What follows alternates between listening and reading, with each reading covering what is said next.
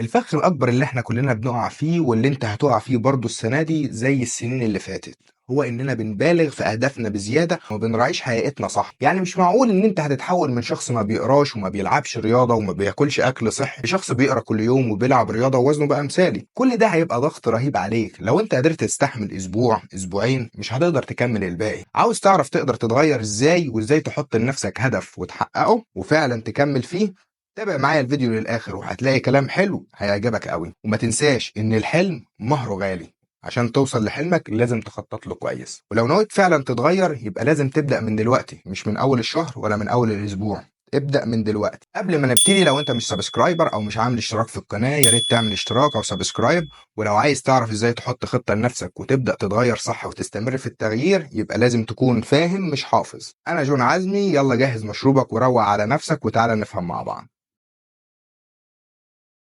السلام عليكم، عاملين ايه؟ يا رب تكونوا بخير. قبل ما نبدا، اول حاجه يا ريت تجيب ورقه وقلم وتخليهم جنبك واعمل بوز للفيديو عشان في نوتس مهمه وكتير هنقولها مع بعض. وتاني حاجه هحاول على قد ما اقدر اخلي الفيديو سريع ومختصر، بس لو طول شويه استحمل يعني ال10 دقائق دول يعني لو كملناهم. في الحلقات اللي فاتت اتكلمنا عن ازاي نحط اهدافنا بطريقه سمارت وازاي ان احنا نكتبها ونخليها قدامنا دايما عشان نقدر نحققها. لو ما شفتش الحلقتين اللي فاتوا روح شوفهم الاول وتعالى كمل معانا عشان تقدر تاخد البلان كامله بكل تفاصيلها لانها مرتبطه ببعض. تعال نشوف بقى موضوع النهارده ايه رايك بدل ما نعتبر السنه 12 شهر نعتبر ان السنه بالنسبه لنا 12 اسبوع، والاهداف اللي كنا هنحققها او عايزين نحققها في ال 12 شهر هنحاول نحقق جزء منهم في 12 اسبوع. والنظام ده والمبدا ده مبني على كتاب ذا 12 ويك برير، وده فيه مميزات كتيره. اول ميزه ان انت عندك 4 محاولات مش محاوله واحده، ويا صابت يا خابت. تاني ميزه تقدر تراجع وتقيم على اساس ال 12 اسبوع اللي فاتوا، وبالتالي لما تحدد اهداف ال 12 اسبوع اللي جايين اكيد هيكون بشكل افضل وبشكل اكثر دقه واكثر كفاءه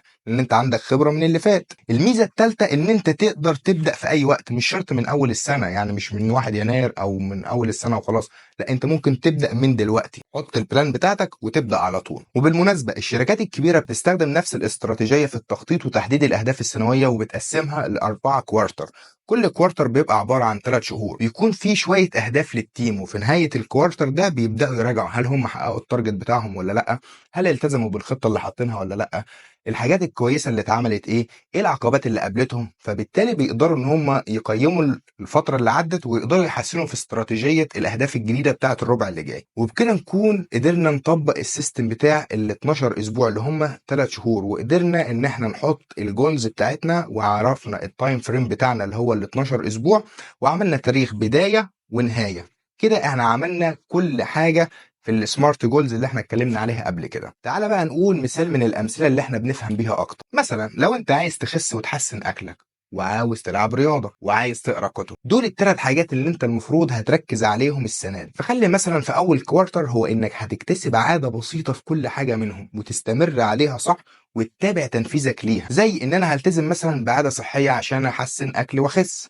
مثلا ممكن تخليها ان انا مش هشرب اي مشروبات صودا او سكريات، يعني مش هشرب بيبسي او كولا او الكلام ده كله، مش هشرب اي حاجه فيها سكر. دي حاجه بسيطه جدا وسهل انك تلتزم بيها. بالنسبه مثلا للرياضه هتحدد وتقول انا همشي لمده 20 دقيقه كل يوم. وبالنسبه للقرايه هحدد كل يوم 5 او 10 دقائق هقرا فيهم. كل دي حاجات بسيطه تقدر تعملها، وهو ده الغرض من الموضوع، اننا بنكرر نفس التاسكس اللي احنا عايزينها باستمرار، ان انا امنع الصودا والسكر وان انا امشي 20 دقيقه وان انا اقرا مثلا ال5 دقائق. يعني كده ممكن تخس كذا كيلو في الشهر بعادة بسيطة جدا. مع 20 دقيقة مشي الدنيا هتبقى حلوة. حاجة بسيطة جدا ممكن يطلع منها نتيجة حلوة قوي، وهتشوف نتيجة انت مش متوقعها، وفي نفس الوقت انت مش حاطط لود على نفسك او ضغط على نفسك. انت مش متخيل الموضوع ده ممكن يأثر على حياتك ازاي في المستقبل، وتقدر تغير من حاجات كتيرة في حياتك، وبسببه تقدر تكتسب عادات جديدة بطريقة سهلة وبسيطة. الشيء الاخير هو انك لازم تكون مرن مع نفسك. يعني ايه تكون مرن؟